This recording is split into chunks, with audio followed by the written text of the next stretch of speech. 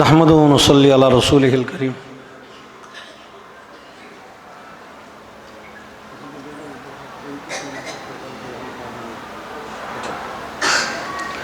نحمد و نصلی علی رسولہ الکریم، اما بعد فاعوذ باللہ من الشیطان الرجیم، بسم اللہ الرحمن الرحیم۔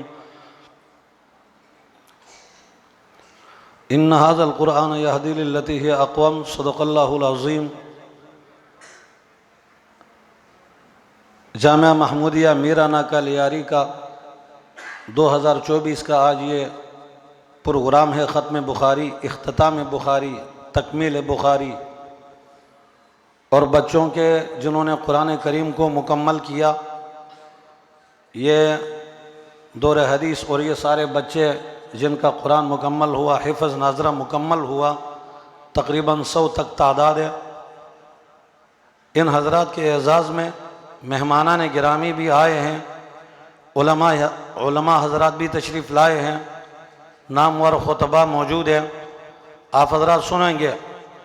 میں اختصاراً عرض کروں، قرآن کریم کی آیت میں ارشاد خداوندی ان ھذا القرآن یہدی للتی ہی اقوم، یقیناً یہ قرآن پاک ہی تو ہے، یہی قرآن پاک ہے جو بالکل صحیح راستے پر انسانوں کو چلاتا ہے۔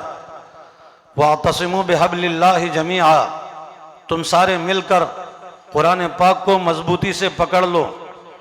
کتاب اللہ وہ حبل اللہ المتین، قرآن کریم یہ اللہ کی رسی ہے۔ حضرت شاہ ولی اللہ رحمت اللہ علیہ فرماتے ہیں، اس کا ایک کونا اللہ کے ہاتھ میں، دوسرا کونا ہے زمین پر، جو اس کو پکڑ لے گا ان اللہ یرفع بہذا الکتاب اقواما، یقیناً اللہ کریم اس مبارک کلام کی برکت سے بہت ساری قوموں کو عزتیں عطا کرتا ہے۔ جب بھی قوم نے، امت نے، لوگوں نے قرآن پاک کو پکڑ لیا، اللہ تعالیٰ نے انہیں غالب کیا، اللہ نے انہیں عزت عطا کر دی۔ مد مقابل کون ہوتا ہے؟ عیسائی، یہودی، ان کی کیا حیثیت ہے؟ یہ کافر جو خدا کے منکر، ان کی کیا حیثیت ہے؟ وہ کافر جو اللہ کا قانون کو نہیں مانتے، ان کی کیا حیثیت ہے؟ وہ کافر جو امت مسلمہ کا خون بہانے میں لگے ہوئے، ان کی کیا حیثیت ہے؟ وہ کافر جو جہاں چاہے جب چاہے مسلم ملک کو کھنڈر بناتے ہیں، ان کی کیا حیثیت ہے؟ بارود برساتے ہیں، ان کی کیا حیثیت ہے؟ ان کی حیثیت کیا؟ وہ تو جانوروں سے بدتر ہے۔ پھر کیا ہوا؟ ہمارے نادان مسلمانوں کو، یہ ان کے پیچھے چلنے کو، ان کے نقش قدم پر چلنے کو، ان کے شکلوں کو اپنانے کو، ان کے طور و طریقوں کو اپنانے کو، ان کے لباس اداؤں کو اپنانے کو فخر سمجھتے ہیں۔ شرم نہیں آتی، شرم سے ڈوب مرنے کا مقام۔ جو لوگ ہمارے دشمن، جو لوگ شریعت کے دشمن، جو لوگ خدا کے دشمن، جو لوگ پیغمبروں کے دشمن، جو لوگ وحی الہی کے دشمن، ہم ان کے نوکر کیوں بنے؟ کیا ضرورت؟ ہمارے پیغمبر میں کیا کمی تھی؟ ابو بکر کی صداقت میں کیا کمی تھی؟ عمر کی عدالت میں کون سی کمی تھی؟ عثمان کی سخاوت، علی کی جرت میں کیا کمی تھی؟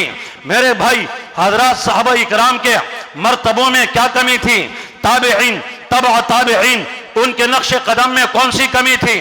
وہ صحابہ اکرام جو آسمان ہدایت کے تابندہ ستارے بن کر چمکے، وہ صحابہ اکرام جو پیارے پیغمبر صلی اللہ علیہ وسلم کی خدمت کے لیے اللہ نے انہی کو منتخب کر لیا تھا۔ عبداللہ بن مسعود فرماتے ہیں وَاخْتَارَهُمُ اللَّهُ لِصُحْبَةِ نَبِيِّهِ وَلِإِقَامَةِ دِينِهِ، اللہ نے منتخب کیا صحابہ کو اپنے نبی کی خدمت کے لیے، اللہ نے منتخب کیا صحابہ اکرام کو دنیا پر اپنا دین کو غالب کرنے کے لیے۔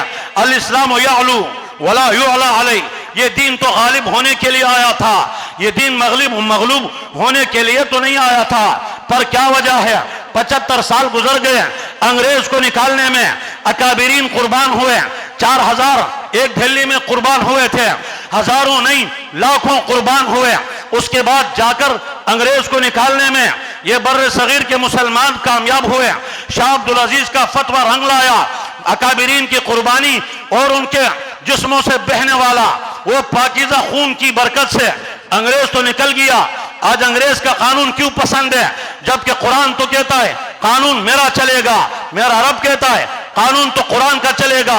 الیوم اکملت لکم دینکم واتممت علیکم نعمتی. یہی دین مکمل، یہی قانون مکمل، ضابطۂ حیات مکمل. جب رضیت لکم الاسلام دینا کہہ کر اعلان کیا، ضابطۂ حیات، دستور العمل، اب قرآن چلے گا. ان ھذا القرآن یہدی للتی ہی اقوم. یہ سنگل بچے کو چمکتا ہوا قرآن پاک کا حافظ بناتا ہے، یہ ان لوگوں کو عالم بناتا ہے اور ان کو مزید محقق مدقق بناتا ہے، مفتی بناتا ہے تو قرآن بناتا ہے، شیخ القرآن بناتا ہے، شیخ الاسلام بناتا ہے، مفتی اعظم بناتا ہے تو قرآن بناتا ہے، امیر المؤمنین بناتا ہے تو قرآن بناتا ہے. قرآن میں کون سی کمی ہے؟ قرآن کے دستور میں کیا کمی ہے؟ آج انگریز کا قانون ہم پر کیوں مسلط ہے؟ آؤ مسلمانوں، عزم کرو، ارادہ کرو، جرت کے ساتھ، شجاعت کے ساتھ، دلیری کے ساتھ، بہادری کے ساتھ، ایمانی جذبے کے ساتھ، عقیدہ اور ولولے کے ساتھ اپنے پیغمبر کے جمال جہاں آرا کو دیکھ کر، صحابہ کرام کے حسین نقشوں کو دیکھ کر، ان کے چمکتے ہوئے چہروں کو دیکھ کر، ان کے غیرت سے بھری ہوئی داستانوں کو دیکھ کر، ان کے قربانیوں کے ایک عظیم نہ ختم ہونے والا سلسلے کو دیکھ کر آؤ مل کر عزم کریں، ان کے نقش قدم پر چلیں. انگریز اس کے شکل پر لعنت کرے، اس کے طور و طریقوں پر لعنت کرے، اس کے قوانین پر لعنت کرے. دفع کرو اس بدبخت کو، لعنت کرو اس ملعون کو، اس خونخوار درندے کو، اس پر بھی لعنت ہو.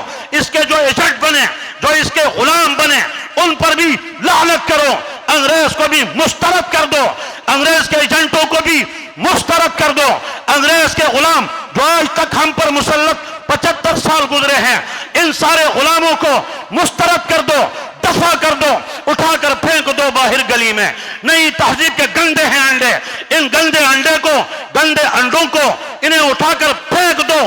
آؤ قرآن کو سینے سے لگا لو، عزم کرو. انشاءاللہ جس مقصد کے لیے پاکستان بنا تھا اسی مقصد کو لینے میں ضرور کامیاب ہو جائیں گے. انگریز کو بڑوں نے شکست دی، ہم ان کے ایجنٹوں کو شکست دے کر خدا کی زمین پر خدا کا نظام نافذ کر کے دم لیں گے انشاءاللہ. کیا خیال ہے؟ ہمت کرتے ہو؟ بابا سستی سے بول رہے ہو، ہمت کرتے ہو؟ اسلام کے غلبے کے لیے کام کرو گے؟ سارے نئے گندے انڈوں کو اٹھا کر باہر پھینک دو گے؟ عزم جرت سے بولو، پورے ہمت سے بولو، پورے جذبے سے بولو. یہ ہوتے کون ہے جو ہم پر حکومت کرے؟ کیا حیثیت ہے ان کی؟ انگریز کے اداروں میں پڑھ پڑھ کراتے ہیں، ادھر آ کر سبز باغ ہلاتے ہیں اور اسٹیچوں کے اوپر ناچتے ہیں، اور قوم کو کبھی یہاں تو عجیب حال ہے. حضرت لیاری تو کسی نے کہا تھا ہم پیرس بنا دیں گے. واہ بھائی، پتہ نہیں کون سا پیرس ہے، گلیوں میں چلتے ہیں تو پانچے اٹھا کر چلنا پڑتا ہے، گند پانی سے گلیاں ڈوبی ہوئی ہے، نہ جانے کون سا پیرس ہے. کہتے پیرس بنائیں گے. 24 گھنٹوں میں ہم دیکھتے ہیں تو اکثر بغیر بجلی کے اندھیروں میں لیاری کے لوگ رہ رہے ہیں. پتہ نہیں کون سا پیرس بنا رہے، گیس کا نام و نشان نہیں، پتہ نہیں کون سا پیرس بناتے ہیں، لوگوں کی جانیں محفوظ نہیں، پتہ نہیں کون سا پیرس بنا. اور دوسرے نے کہا نہیں، ہم سمندر کو لیاری کے لیے میٹھا کر دیں گے.